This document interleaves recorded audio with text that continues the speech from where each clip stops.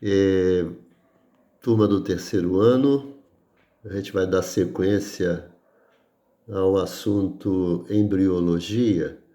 Está programado pelo ângulo 2 aulas. A gente já deu uma e agora vamos pegar a segunda, mas eu vou dividir esse assunto em 3 aulas.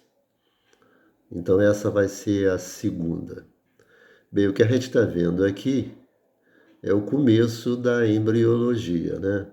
A gente começa aqui a partir da célula ovo, como vocês estão vendo aqui, e aí começa uma série de mitoses, como eu estou acompanhando aqui, até chegar na mórula. A mórula que ganha esse nome por lembrar aquela frutinha chamada amora. Qualquer vertebrado segue caminhos assim bem semelhantes na sua embriologia. Nesse caso aqui, a gente dá para ver que existem células maiores e células menores. Seria uma segmentação de um anfíbio. A palavra segmentação, como aparece aqui, são as primeiras mitoses que a célula ovo experimenta.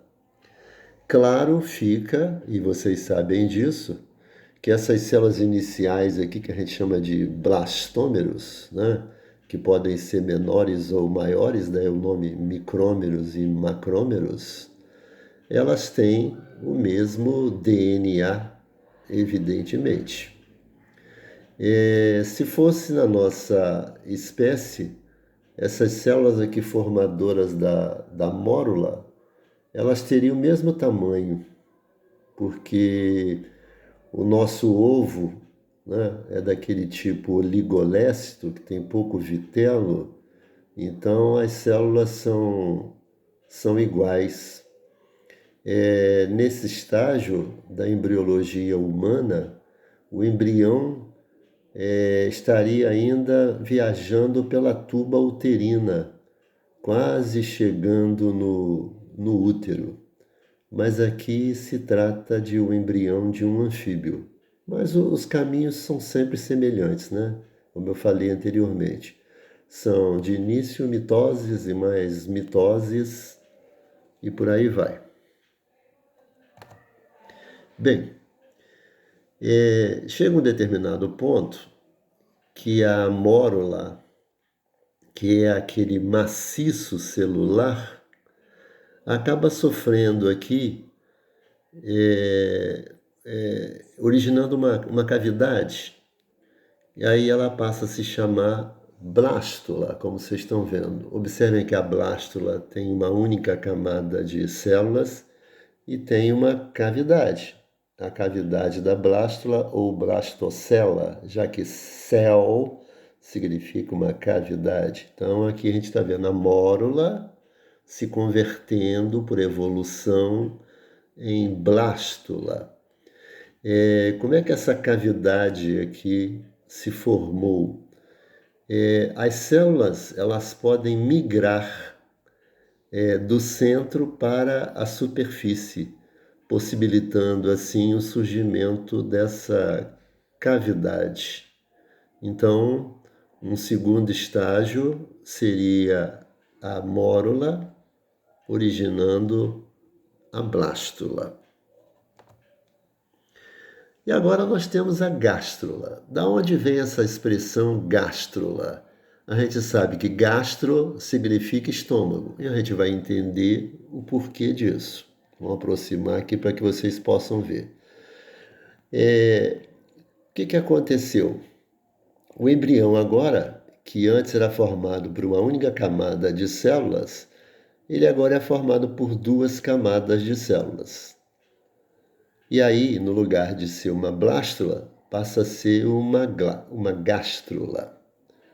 A camada mais externa é a ectoderme. E a camada mais interna, né, a mesentoderme ou endoderme. Já volto a falar aqui, já falarei do blastóporo. Bem, essa abertura que se formou aqui por essa invaginação da camada da blástula, formando duas camadas, origina o blastóporo. O blastóporo pode ser a boca ou o ânus. Será o ânus em equinodermos e cordados. Nos outros, vai ser a boca primeiro. Então, o blastóporo origina o ânus em equinodermos e cordados, e origina primeiramente a boca nos outros seres. E essa expressão aqui, arquenteron, olha só, arque significa primitivo e entero significa intestino, porque é essa cavidade que vai originar o tubo digestório. Daí esse nome arquenteron, ok? Arquêntero ou tubo digestório. Todo e qualquer tubo digestório será sempre revestido, né, pela endoderme, como a gente vai ver a seguir. Então vamos recapitular aqui. A gente tinha a blástula, com uma única camada de células. Aí ela começa a sofrer uma invaginação, originando uma forma embriológica com duas camadas, que é a gástrula, tendo ectoderma mais externa e endoderma mais interna, com abertura, que no caso é o blastóporo, que pode ser a boca ou o ânus, né? Mas que nesse caso aqui vai representar o ânus, e o arquêntero, que representa o tubo digestório primitivo.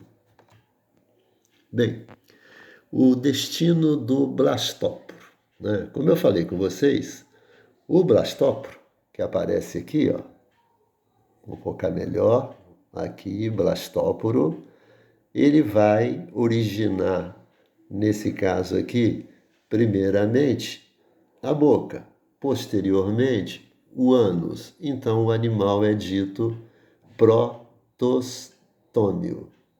O que significa protostômio? Proto, de primeiro, estoma, de boca. E o outro grupo aqui? A gente tem outra vez a abertura aqui, é o blastóporo, só que ele vai originar primeiramente o ânus, vou aproximar aqui, e posteriormente a boca. Então o animal é dito deuterostômio. Somente equinodermos e cordados são deuterostômios. Os outros seres são sempre protostômios, ou seja, primeiro origina-se a boca e depois origina-se o ânus. Bem, agora nós temos o avanço da embriologia. Nós temos aqui a placa neural.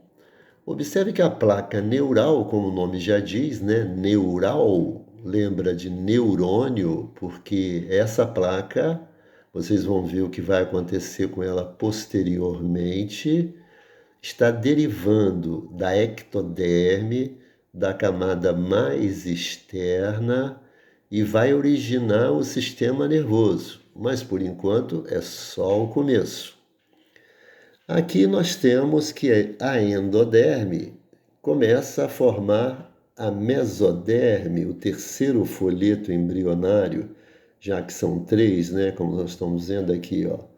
Ectoderme, a mais externa, endoderme, a mais interna, e mesoderme, que será a intermediária.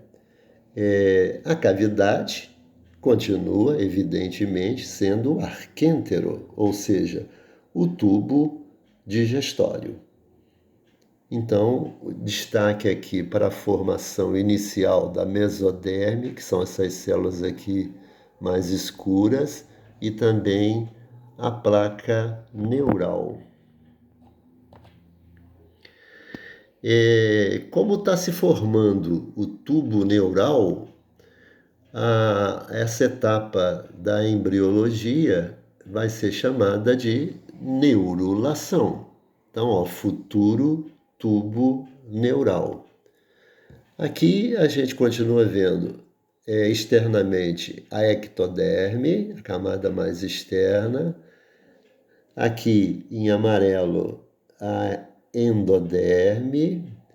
E agora nós temos aqui novidades. Vou pegar aqui, ó, futura notocorda. A notocorda é que justifica o nome cordados. Daqui a pouquinho a gente vai ver mais detalhes. E essas duas evaginações laterais, ok, a primeira aqui, a segunda aqui, essas duas evaginações é que vão formar a mesoderme, enquanto que esse conjunto aqui, o futuro tubo neural do sistema nervoso. Agora a gente tem talvez a figura que é mais utilizada em prova, em questões sobre embriologia, porque daqui em diante o que a gente vê é, é um processo de diferenciação de células, certo? Então vamos lá. Nós temos o canal neural, ó, neurulação é o nome da etapa por causa da formação do canal neural. A notocorda, que justifica, é uma corda dorsal que caracteriza os cordados, que nos vertebrados, né, é substituída pela coluna vertebral. Nós já temos aqui de um lado a mesoderme, do outro também a mesoderme, e esse espaço que tem aqui circundado pela mesoderme, que é o celoma. Todo animal que tem essa cavidade chamada celoma circundada exclusivamente pela mesoderme é um celomado. Aqui embaixo a gente continua com a endoderme, que é a camada mais profunda, e esse tubo, que é o arquêntero, que representa o tubo digestório. Bem, vamos lá. Tubo neural, que já vimos. Cordão dorsal, que no caso é a notocorda. Celoma, que é a cavidade circundada pela mesoderme. Aqui a gente tem a endoderme e essa cavidade aqui da endoderme, o arquêntero. E agora aqui vão aparecer duas palavras aqui. Vamos pegar essa aqui primeiro, ó, somatopleura. O que significa aqui somatopleura? Somatopleura é a junção da ectoderme com a mesoderme para originar alguns tecidos, como a gente vai ver depois. E tem esplancnopleura, que seria a junção da endoderme e da mesoderme, também originando tecidos e órgãos. Porque não é fácil você guardar depois tudo aquilo que foi originado da ectoderme, da endoderme, da mesoderme. De um modo geral, as questões sobre esse assunto destacam o tubo neural, que vem da ectoderme, qualquer órgão, assim, por exemplo, estômago, intestino, que vem da endoderme, e órgãos como rins, né, ovários, essas coisas assim, coração, que derivam da mesoderme. Geralmente a coisa é assim. A formação do celoma, né, que é essa cavidade geral do corpo, como é definida, né? tem duas formações. Quando ocorre uma evaginação, como a gente está vendo aqui, enterocelomado, ou como acontece uma migração de células. O resultado final é o mesmo, olha só. Ó, 3 camadas de células, certo? E o celoma, circundado pela mesoderme. Agora, quando acontece essa evaginação aqui, a gente diz que é um enterocelomado, que é típico de equinodermos e cordados. E essa aqui, esquizocelomado dos outros seres, como moluscos, artrópodes, certo? Seria isso. Aqui uma espécie de um exercício, né? Para que vocês possam identificar. Vocês conseguiriam? Certamente, né? Então vamos conferir. Ó. Número 1, ectoderme. Número 2, células da endoderme. Né? Número 3 seria a cavidade que cercada pela mesoderme, portanto, celoma. O número 4 seria aqui o tubo neural. E o número 5, a notocorda. E aqui nós temos a organogênese, que é a última etapa, né? Eu até preferia, mas é assim mesmo que a biologia divide, né? Que essa etapa fosse chamada de histogênese, porque primeiro formam-se os tecidos para depois formar os órgãos, né? Mas o nome que se dá é exatamente organogênese. Então, é hora de dar uma olhadinha nisso e analisar a origem, né, de cada tecido, né, de órgãos, etc. e tal. Aqui um corte interessante, feito uma imagem muito bem projetada, né, de um ser humano para a gente entender como ficaria a distribuição dessas 3 camadas embrionárias ou folhetos germinativos, como são chamados, num ser humano. Né?